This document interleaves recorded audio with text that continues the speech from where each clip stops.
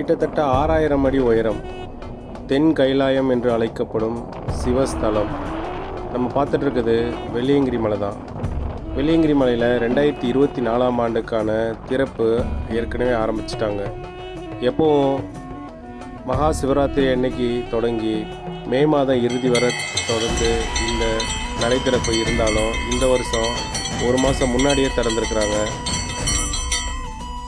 வழக்கமாக மார்ச் மாதத்தில் நம்ம போகும்போது வெயிலின் தாக்கம் கொஞ்சம் கொஞ்சமாக அதிகமாகிட்டு இருக்கும். அதனால் வனவிலங்குகளின் நடமாட்டத்தை சுத்தமாக பார்க்கவே முடியாது. அதோட அங்கே இருக்க இயற்கை அழகும் அதிகபட்சமாக காஞ்சி போய் தான் இருக்கும். ஆனால் பிப்ரவரியில் போனது ஒரு புதுவித அனுபவத்தை கொடுத்துருக்குது. நீங்கள் பார்த்துட்டு இருக்குது காலையில் நடக்கிற சூரிய உதயம் தான். பார்க்குறதுக்கு எவ்வளோ அழகாக 6000 அடி உயரத்தில் நின்று நம்ம சூரிய உதயத்தை பார்க்கும்போது ஏதோ ஒரு வித்தியாசமான உலகத்தில் இருந்த மாதிரி ஒரு ஃபீல் இருந்தது.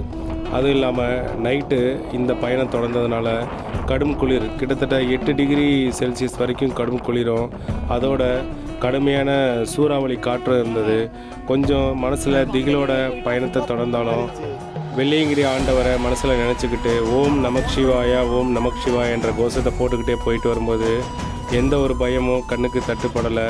மாறா எந்த வருஷமும் இல்லாத ஒரு புது அனுபவமும் புதுவிதமான தரிசனமும், அதுலேயும் சுத்தமாக கூட்டமே இல்லாத ஒரு அனுபவம் எங்களுக்கு ஒரு வித்தியாசமான அனுபவத்தை கொடுத்தது. இந்த வருடம் முழுவதும் எங்களோட வாழ்க்கை இன்னும் சிறப்பாக இருக்கும் அப்படின்ற நம்பிக்கையோட மலை ஏறி இறங்கி வந்தோம். வழக்கம் போல் பூண்டியில் நீங்கள் என்ட்ரி ஆகும்போது உங்களுக்கு பிளாஸ்டிக் பாட்டில்லாம் வாங்கி வச்சுக்கிறாங்க. ஒரே ஒரு பாட்டில் மட்டும் கொடுக்குறாங்க. அதுக்கு 20 ரூபா நீங்கள் பே பண்ணணும். திருப்பி அந்த பாட்டிலை கொண்டு வந்து ரிட்டர்ன் பண்ணிங்கன்னா அந்த 20 ரூபாயை நீங்கள் கலெக்ட் பண்ணிக்கலாம். நீங்கள் நடந்து போகிறதுக்கு சப்போர்ட்டாக கம்பும் நீங்கள் போகும்போதே மூங்கில் தடி எடுத்துகிட்டு போகிறது நல்லாயிருக்கும்.